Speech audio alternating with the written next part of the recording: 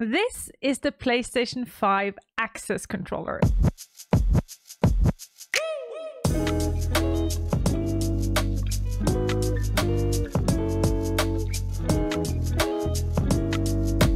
Hi everyone, my name is Arevya and I'm a disabled and chronically ill content creator from Norway, and today we're taking a look at something really special.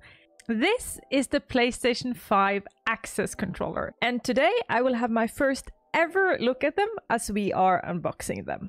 I was so lucky to receive 2 of them as gift from PlayStation Norway, so thank you so much for that. But as always, we need to be transparent when we are giving something. I am not paid to say anything or promote this product in any way. I got them gifted and that was it. So everything I say about this is my opinion and my opinion alone. So let's go. So first impression is that it's a really slick box.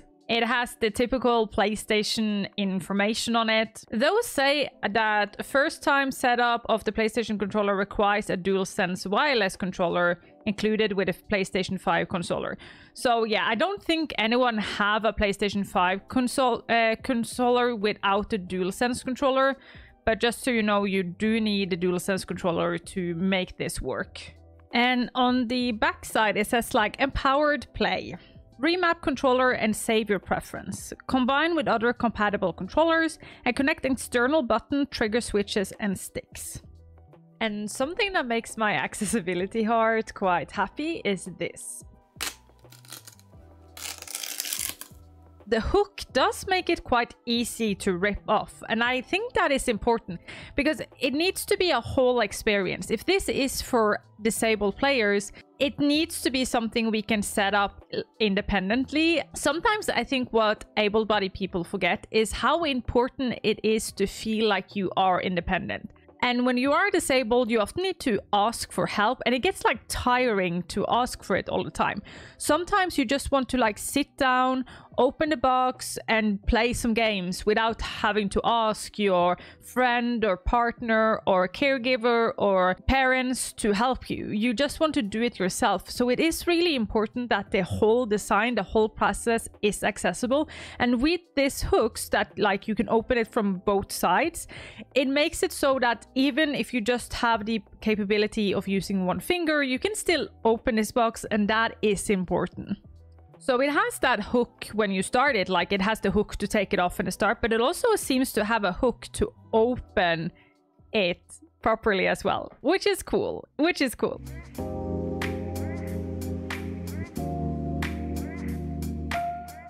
So you have this, what I assume, yes, it's just like infographics. And what I like with it is that it almost has no text. It's only actually pictures or infographics to tell you how to do it. It tells you like how to connect it to your PlayStation. I do really enjoy when they do infographics instead of text. I think the best like way of looking at it is like how IKEA has done it, because if you have infographics that is easy to understand, it makes it accessible for a whole new like space of people.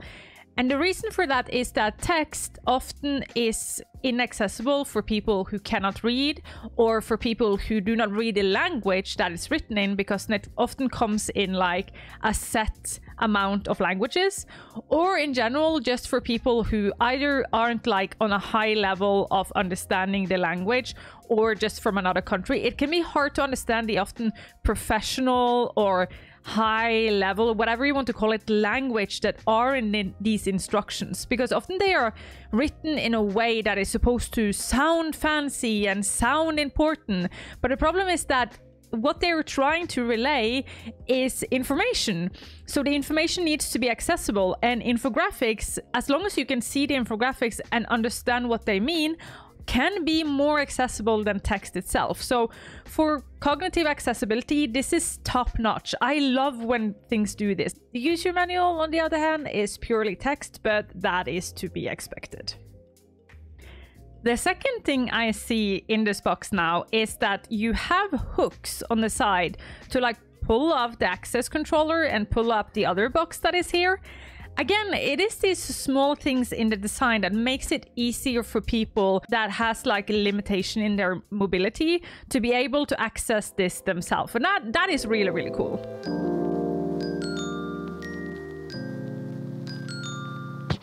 So the access controller itself is just packed in, wrapped in this kind of plastic, I presume it is. And this is the first look of it. It is really light. Like, I thought it might have been a bit lighter, but it is light. Compared to the Xbox controller, it is like the same weight. Actually, I can just actually show here on the screen how much it actually weighs. It seems that what it has is like one big button in the middle, and then it has 8 numbered buttons around. And that is actually, when I think about it, I like the fact that they are numbered, because like I know for a fact that you can change what each of these buttons do, right? So if they weren't numbered, it would have been really complicated to know which button that you wanted to remap in the system. So that's cool. That's cool. That's cool. They are really easy to push down, and the buttons already comes with some of the tags. It seems, yeah, they are actually really easy to take off. It seems like you have to push in this little button here, and then you just like lift them off.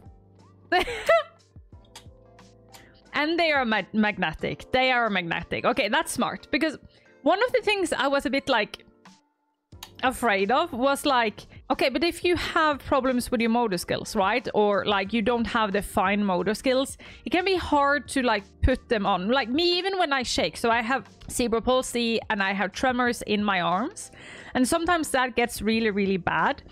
And I was just thinking like, okay, so but if I want to change them, how like hard would it be for me to take them off? But you only need like a little push like this. Makes it a lot easier, and also makes it easier to like put them back on, because you don't need to have actually too much precision, because they just go in there themselves. So that is really, really smart. I did not think they would have that, and I love them for having it. That makes things so much smarter. And I actually see it right now, but each of every button, that is so cool. Each of every button has like the X and square and triangle of like the PlayStation symbol, but it's like really, really, really small, sort of tactile. Make them really comfortable. Like, I don't know, maybe it's a bit ticklish. So you also have this. And this is so smart. This is so smart. This is like a locking system. And I love that, because I was curious when I saw pictures of this and videos of this, and I saw people had their like arm leaning on top of this. Like, I was just like, how on earth were you going to not make it go in and out? And easy enough, they have made a lock button. So say you want it halfway, you lock it, and it's stuck. The stick is stuck.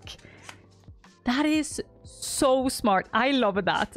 It also makes it highly customizable, because like now if you have things, yeah, it's easier for you to figure out how long and far away you want it, depending on how you want to use this controller. If you want to lean your arm on top of this, or you want to more like use it with your fingers, like, I like that.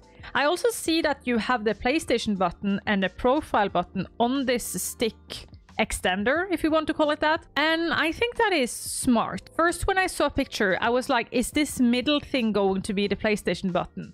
But then would be problem that if you have spasms or for some reason just like push it, that would be a problem, right?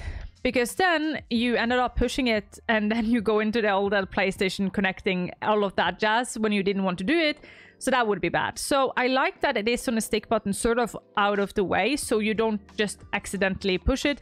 The same with a profile button. It seems like they have 3 or more profiles. And also that like being tucked away, I think it's really, really smart, because it's really, really annoying if you're playing Hollow Knight and you have one setup for Hollow Knight, and then you all of a sudden push the profile button, and then your Spyro or whatever Sims, whatever games profile comes up instead, and you can't do anything and you lose the fight you're doing. So it's smart that it's so tucked away.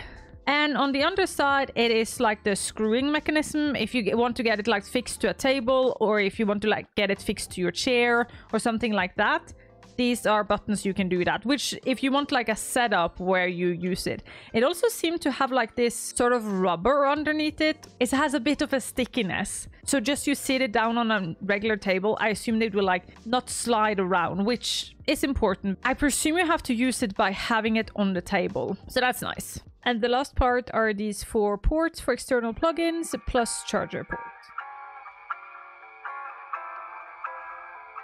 Let's go over to the next box.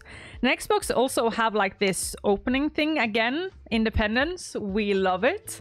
What it seems like it has is cables, and it has all the different buttons, and it has the different sticks. Yeah, 2 different sticks here, one on already on a controller.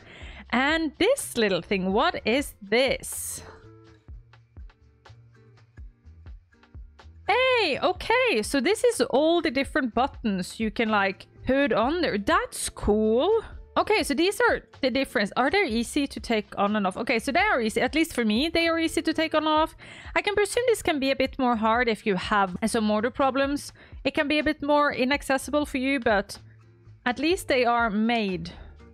It seems like they are made to be taken in and out. They are made to be taken on and off. And yeah, they're quite easy to actually just like put in the controller, no problem. I see we have some of these like blank ones, so I wonder if that is to like you can make your own. I don't know if they're made to be drawn on or what, but they are blank, so I presume it is for you to like decide yourself, or if you want to write something else for them. So that's cool. This is so smart. I do this. Whoever came up with this at PlayStation, give yourself a pat on the back, because this is smart. I am so glad that this doesn't come in like a pouch. I would have lost all of these in like a millisecond. So whoever came up with this smart thing, GG. It's simple, it's easy to use, it's accessible. I love it. And this, here we go. Okay, so again, we have this smart little hook thing on the plastic. So that's smart. So we have that. So keeps on giving us those hooks. Those are really, really smart. Yeah, it's really, really easy to change this. It feels like they sort of, yeah, it feels like they are with magnets, the sticks as well, which makes it really smart. You have the 3 different sizes, right? You have the tiny small one. It seems to be the size of a regular DualSense controller. So that's smart. And then you have the medium one, which is a bit bigger and has these like rough edges. Maybe it's a bit easier to use with the palm. And then you have the big boy. The big boy, the round boy, the big boy. And this one seems to like really, really easy to have it in your hand to move bigger motions. Smart to have. You can customize it in different ways you want to do it. We also have all of these different kinds of shapes. Some that has like goes a bit upwards, some that is more flat, some that are longer actually. Okay, that's cool. Yeah, okay. So that's smart, because the longer ones seem like you can push them from both sides. That is smart. I didn't think about that, but that's smart, because if you hold the controller like this, right? I don't have typically like big hands, so for me it can actually be a bit hard to reach over to this. So making these ones that makes it easy, yeah, that makes it like so much more accessible for me to actually reach all the way over. We have 2 of these. I might wish we had 1 more due to like 3 of my fingers having problems reaching all over to the other side. But it also depends on how you want to hold the controller when you use it. So maybe it's not needed to have 1 more. I have to test it out when I actually test out the controller connected to my PS5. And then you have this one, which I think is my favorite. So what's cool with this one is that you can sort of press 2 buttons in one. And I think that is really cool, because like, think about some games you have to sort of use like the claw grip if you have to sprint and jump and do things at the same time. Here it lets you double click. It just in general lets you click 2 buttons at the same time. That is so smart. That is so smart. There are games that forces you to push more than 1 button. at the same time. And that can be really, really hard for disabled players. I do wonder why they only gave us one of these. And this is also the only button that doesn't seem to have one of those release things on it on the side. But it is really, really cool. I'm looking forward to try it. And I didn't think about this, but it seems like this box is made for you to store it in. Because it's made of the cardboard, like the egg carton cardboard, I will tell you. It seems like what we get in Norway where we have eggs in. And they're a bit like harder and like they don't lose their shape so easily even though it's cardboard. And it seems like it's made to stay in here, which is something I think it's smart because thinking about it, all these different small things, it would be really, really, really bad if these just came in a box or like in a pouch or something and it will just disappear. Because if one of these like falls out, my dog is going to eat it, the vacuum cleaner is going to take it up. Something will happen. So just having these, so a way where we can store it all is really, really smart. So what I think they have thought without knowing is that everything is supposed to be in the box. You're supposed to keep the box so that you have everything easily accessed to you and you have everything stored properly. So that's actually really, really smart. I like that. But the one thing I don't like then is that when you close the whole box, this like lip is still open. I find that to be a bit annoying, but it's not the end of the world kind of annoying. So I forgot to record an outro. But here we go. That was my unpacking first impression of the Access Controller. If you want to have a review of the Access Controller, I am working on it at this moment. So if you have any question about the controller, put it down in the comment section and I will answer them in the next video. And of course, as always, remember to subscribe. What do you think about the Access Controller? Do you think it's fun? Are you going to buy it? Let me know and I'll see you all next time. Bye bye!